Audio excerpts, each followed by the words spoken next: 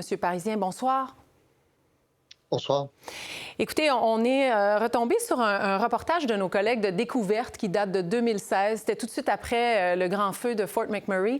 Et dans ce reportage-là, on prédit les feux de Jasper. Il y a même quelqu'un qui dit, un expert qui dit « Moi, ça m'empêche de dormir la nuit ». Alors, malheureusement, ce n'est pas une surprise qui arrive aujourd'hui. Non, on en a beaucoup parlé du potentiel de feu, non seulement à Jasper, mais dans les villes et villages des montagnes. Il y a un fort potentiel de feu. Et puis, bon, ça fait 20-30 ans qu'on parle de scénarios cauchemardesques. Puis aujourd'hui, on le vit, malheureusement.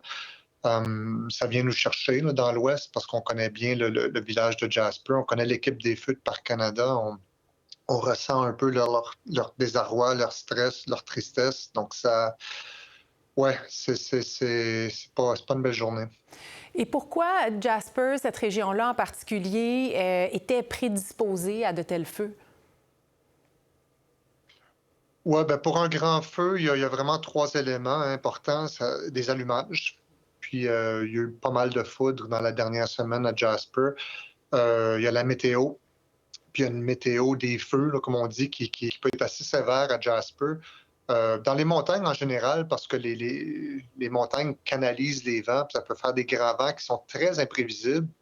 Puis il y a le troisième élément, c'est la biomasse inflammable, là, ce qu'on appelle le combustible dans le métier. Puis pour ceux qui sont allés dans les montagnes, il y en a du combustible. Là. Il y a beaucoup de forêts matures, de conifères, et puis bon, on a entendu parler de flammes qui étaient à plus de 100 mètres de hauteur.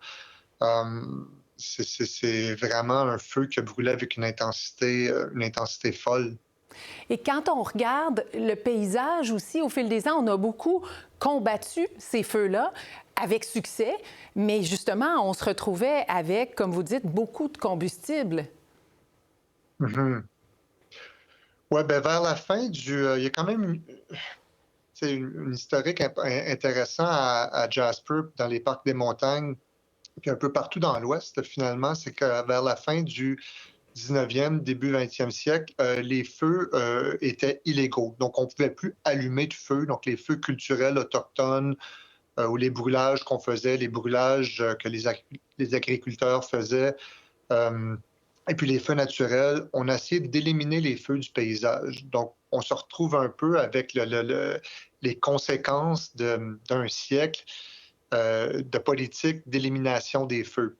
Évidemment, c'est quelque chose qu'on a commencé à comprendre là, vers les années 70-80, puis on essaie de rattraper le temps perdu, puis de remettre des feux dans le paysage, un peu de briser le combustible, mais il en reste quand même pas mal de combustible. Et puis, il y a un aspect politique dans tout ça, c'est qu'on a une forêt, la forêt attire les gens, évidemment, c'est un parc national, euh, c'est difficile de faire des coupes à blanc là-dedans. Donc, ouais, c'est assez complexe, là, c'est clair. Est-ce qu'il y a quelque chose qu'on aurait pu faire pour prévenir à Jasper? On a vu l'année dernière, quand il y a eu des grands feux dans le nord, ici au Québec, en dernier recours, là, bien, on coupait des bandes d'arbres autour des villages, on creusait des tranchées. Là, évidemment, on était un peu à la dernière minute, mais en prévention, en amont, est-ce qu'il y a quelque chose qui aurait pu être fait? C'est un phénomène tout à fait naturel, les feux. On l'a vu l'année dernière, il y a 15 millions d'hectares qui ont brûlé.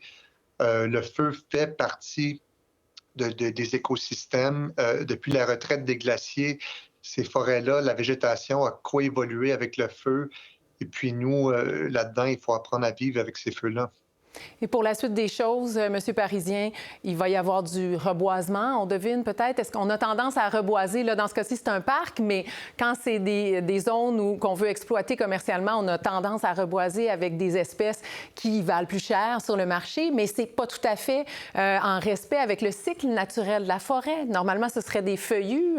Parlez-nous de ça un peu. Est-ce qu'on devrait aller plus vers des feuillus à l'avenir?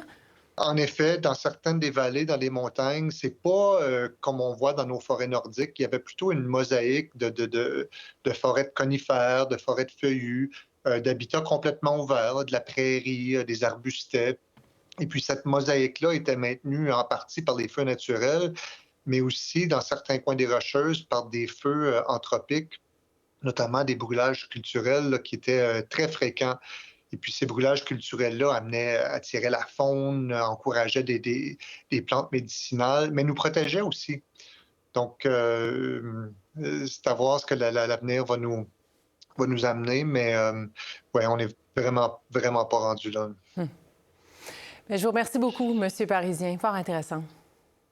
Ça me fait plaisir. Merci. Bon courage.